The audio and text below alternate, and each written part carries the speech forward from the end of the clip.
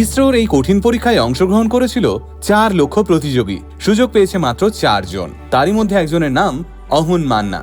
অহনের বাড়ি পূর্ব বর্ধমানের মেমারিতে। সারা দেশের ৩,৯৯,৯৯৬ জনকে পিছনে ফেলে ইন্ডিয়ান স্পেস রিসার্চ অর্গানাইজেশনের এই বিশেষ মহাকাশ প্রোগ্রামে জায়গা করে নিয়েছে অহন। কথায় আছে, লাখো মেঘ। আজ ৪ লক্ষ প্রতিযোগীর সঙ্গে মেধার লড়াইয়ে জিতে সেই প্রবাদকেই অক্ষরে অক্ষরে মিলিয়ে দিল বাংলার এই ছেলেটা। ছোট অহন নিজের সাফল্যের মাধ্যমে প্রমাণ করে দিল, স্বপ্ন যখন আকাশ ছোঁয়ার, তখন নিজের ওড়ার ডানা নিজেকেই তৈরি করে নিতে হয়। মেমারি ক্রিস্টাল মডেল স্কুলের ১০ম শ্রেণীর ছাত্র অহনের মধ্যে ছোটবেলা থেকেই আকাশ, গ্রহ, নক্ষত্র এবং মহাকাশ বিজ্ঞান নিয়ে অদম্য কৌতূহল ছিল। তার একটাই স্বপ্ন ছিল, সে বড় হয়ে মহাকাশ বিজ্ঞানী হবে।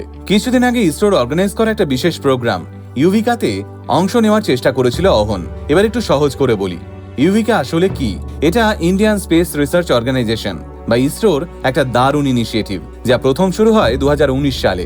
এই প্রোগ্রামে দেশের সবচেয়ে মেধাবী ছাত্রছাত্রীদের মহাকাশ বিজ্ঞান, রিমোট সেন্সিং এবং স্যাটেলাইট প্রযুক্তির মতো বিষয়ে হাতে কলমে প্রশিক্ষণ দেওয়া হয়। এক কথায়, ভবিষ্যতের বিজ্ঞানীদের তৈরি করার এটাই প্রথম ধাপ। কিন্তু এই স্পেশালাইজড প্রোগ্রামে অংশগ্রহণ করাটা এতটাও সহজ নয়। এবছর দেশের প্রায় ৪ লক্ষ ছাত্রছাত্রী অংশ নিয়েছিল এই পরীক্ষায়, কিন্তু সাকসেস রেট ছিল মাত্র ০.০০১৪%। হ্যাঁ, ঠিকই শুনেছেন, ১ লাখে ১ জনই সিলেক্ট হয়েছে এই প্রোগ্রামের জন্য। আর সেখানেই বাছাইয়ের সমস্ত ধাপ পেরিয়ে শেষমেশ সেরাদের তালিকায় জায়গা করে নিয়েছে বাংলার অহন। এইবার আসি অহনের কথায়। সে কিভাবে এত দূর এসে পৌঁছলো, আর কেই বা তাকে সাহস জুগিয়েছিল এই পরীক্ষায় বসার। দেখুন, অহন কিন্তু কোনো বড় শহরের বিলাসবহুল পরিবেশে বেড়ে ওঠেনি। একেবারে নিম্ন মধ্যবিত্ত পরিবার থেকে উঠে আসা ছেলেটার শক্তি ছিল একটাই, তার নিজস্ব কৌতূহল। ছোটবেলা থেকেই বইয়ের বাইরে গিয়ে নিজে থেকেই নতুন কিছু শেখার চেষ্টা। স্যাটেলাইট থেকে গ্রহ নক্ষত্র, সৌরজগৎ থেকে মহাকাশ, এসব নিয়েই ছিল অহনের যাবতীয় কৌতূহল। তবে এই পথ চলায় তার স্কুল শিক্ষকদের অবদান অপরিসীম। ওরা শুধু অহনকে লেখাপড়াই শেখাননি, স্বপ্নটাও দেখতে শিখিয়েছেন।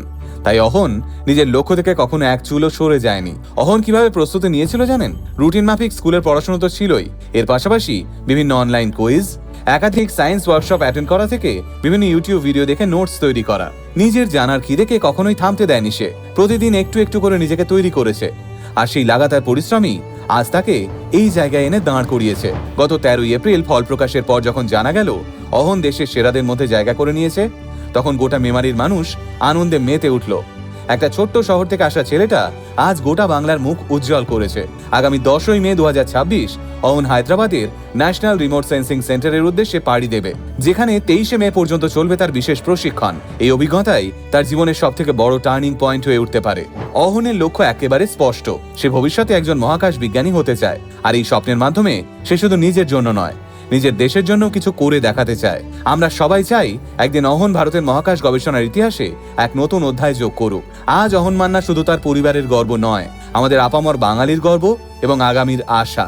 তার এই সাফল্য আজ হাজার হাজার ছাত্রছাত্রীকে নতুন করে স্বপ্ন দেখার সাহস জুগিয়েছে। গোটা আল্টিমেট মোটিভেশন টিমের পক্ষ থেকে মেমারির অহন মান্নার জন্য অনেক অনেক শুভেচ্ছা রইল। আর হ্যাঁ, তার মহাকাশ বিজ্ঞানী হওয়ার স্বপ্ন যেন সত্যিই পূরণ হয়। তবেই তো আমাদের বাংলা তথা গোটা দেশের বাকি অহনরাও একদিন এভাবেই নিজেদের স্বপ্ন সত্যি করার সাহস পাবে। খুব ভালো থেকো অহন, অনেক শুভকামনা।